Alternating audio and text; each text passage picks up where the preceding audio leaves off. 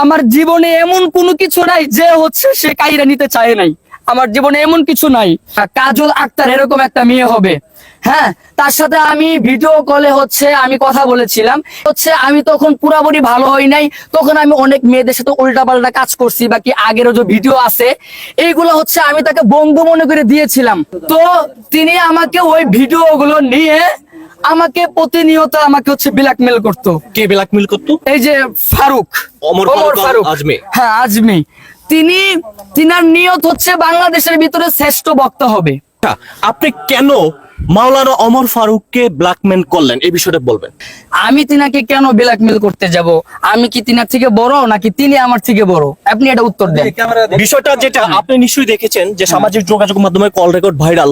আপনি তাকে বলেছেন চুল কাটার জন্য, আপনার জন্য সেলুন রেডি আছে, 15,000 টাকা নিয়ে বাসা থেকে তাড়াতাড়ি বের হয়ে যান। নিশ্চয়ই আপনি বুঝতে পেরেছেন। আমি এই কথাগুলো বলেছি 100% সত্য। আমি এই কথাগুলো বলেছি, আমি রেকর্ড ভাইরাল হয়েছে নাকি আল্লাহি আল্লাহর কসম আমি দেখি নাই। আল্লাহি আল্লাহর কসম আমি এখন পর্যন্ত আমার হাতে ফোন আমি পাই নাই। আমার ফোন আমার হুজুরের কাছে, 1 নম্বর কথা। 2 নম্বর হচ্ছে যে আমি 2 নম্বর হচ্ছে যে আমি হচ্ছে আজকে নাটক থেকে আসলাম, এটা তো বলছি। 2 নম্বর হচ্ছে যে আমি ফোন ইউজ করি না, আমি সবকিছুই চলে আসছি, আমি ওখান থেকে আমি সোশ্যাল মিডিয়া থেকে চলে আসছি। এবং কি তিনি হচ্ছে যেখান থেকে বলতে চাইছিলাম আমি হারাই ফেলাইছি সবকিছু, যেখানে হোক। আমি 6 থেকে 7 মাস হলো সে আমাকে ব্ল্যাকমেল করতেছে। এখন কি ব্ল্যাকমেল করছেন নাম উল্লেখ করবেন। আমাকে ব্ল্যাকমেল করতেছে মাওলানা ওমর ফারুক আল আজমি। আর একটু কথা বলে নেই, হ্যাঁ, তিনি কিন্তু আলেম না। একটা কথা বললাম, তিনি আলেম না। তিনি যদি আরবি মানে হচ্ছে যে আমাদের তাইসিরের যে পড়াটা আলিফ থেকে ইয়া পর্যন্ত মাসদার, আলিফের মাসদার গুলো যদি সে সঠিকভাবে বলতে পারে, আমি শিপন তাকে আমি 1 কোটি টাকা দিব। 1 কোটি টাকা প্রয়োজন হলে আমি ভিক্ষা করে দিব, তবুও আমি তাকে 1 কোটি টাকা দিব। সে যদি এবারত পড়তে পারে আমার হুজুরের সামনে, সে আলেম কিন্তু বলেছে, হ্যাঁ, সে যদি এবারত পড়তে পারে আমার হুজুরের সামনে, ওকে আমার কিডনি 2টা দিয়ে দিব। আমি আমার কিডনি দিয়ে দেবো, সে যদি আলেম হয়ে থাকে। এবং আমি বলি এবার আপনি বুঝবেন না, সে বুঝবে যদি সে আলেম হয়ে থাকে। না আপনি বুঝবেন না, কারণ আচ্ছা আমি বলতেছি, আচ্ছা আচ্ছা আচ্ছা আমি বলতেছি এবার হচ্ছে যে আরবি একটা ভাষা, এটা হচ্ছে আজবর। আপনি আমাকে ভাই আমি তো বলতেছি বুঝাইয়া, নাম উল্লেখ করেন। কিতাবের নাম কেমনে বুঝামু ভাই? এই যে আপনি দেশে পড়ছেন ভাই।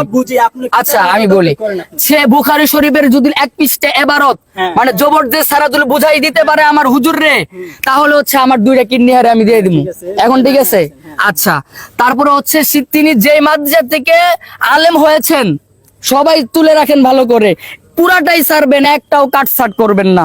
সে যেই মাদ্রাসা থেকে বুখারী শরীফ পড়েছেন, যে তাকে বুখারীর সনদ দিয়েছে, সে যদি আয়েশা বলতে পারে আমি দিয়েছি, আমি শিপন জীবনে কারো সামনে মুখ দেখাবো না। তাহলে আপনি কেন প্রথম ইন্টারভিউতে আচ্ছা আমি বলতেছি, ওটা বলতেছি, আপনি কেন বলছিলেন যে উনি মাওলানা? আপনি কেন পরিচয় করে দিচ্ছেন? আচ্ছা আমি তাকে বলতেছি, উনি মাওলানা আমি বললাম তো আমি মাওলানা কেন বলেছি তাকে, আমি মাওলানা তাকে কেন বলেছি।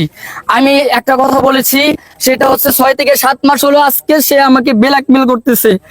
আমার জীবনে এমন কোনো কিছু নাই যে হচ্ছে সে কাইরা নিতে চায় নাই। আমার জীবনে এমন কিছু নাই। সে খুব ভালো করেই জানতো যে মাওলানা, যেটাকে মাওলানা বলে, ও হচ্ছে ওমর ফারুক।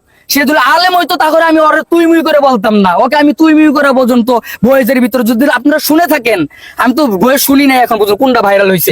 তিনি তো একজন বক্তা, আপনি তাকে এভাবে অপমান করতে পারেন না। আচ্ছা, সে যদি বক্তা হয় সে আপনাদের কাছে, কিন্তু আমার কাছে না। কেন? কারণ আমি বলি আমি মেসেঞ্জারে তাকে আমি তুই মুই করে বলছি। আপনি আব্বাও বলেছেন। আমি আব্বাও বলি, হ্যাঁ আমি আব্বা, এটা আমি সবাইকে বলি, বাবা বলি সবাইকে, আব্বা না, আমি সবাইকে বাবা বলি, আমি সবাইকে বলি, এটা সবাইকে। ওমর ফারুক আল আজমিকে কেন, কোন অ্যাঙ্গেল থেকে বাবা বলেছেন, কেন বলেছেন? আচ্ছা আচ্ছা, এটা হচ্ছে আমি না ভাই কেন, এটা কোনো প্রশ্ন না। আমি সবাইকে বলি, আপনি যদি বিশ্বাস না করেন আমার যারা ছাত্র ভাই আছে তাদেরকেও জিজ্ঞেস করলে আমি তাদেরকেও বাবা বলি। এবং কি আমার হুজুরের যে ছেলে আছে তাকেও মাঝে মাঝে আমি বাবা বলে ফেলি, কারণ এটা আমার হয়ে গেছে, বুঝবেন? ঠিক আছে, এটা আচ্ছা। ব্ল্যাকমেল করতেছে যখন আমি হচ্ছে গাজীপুরে থাকতাম, তিনি আমার সাথে থাকতেন।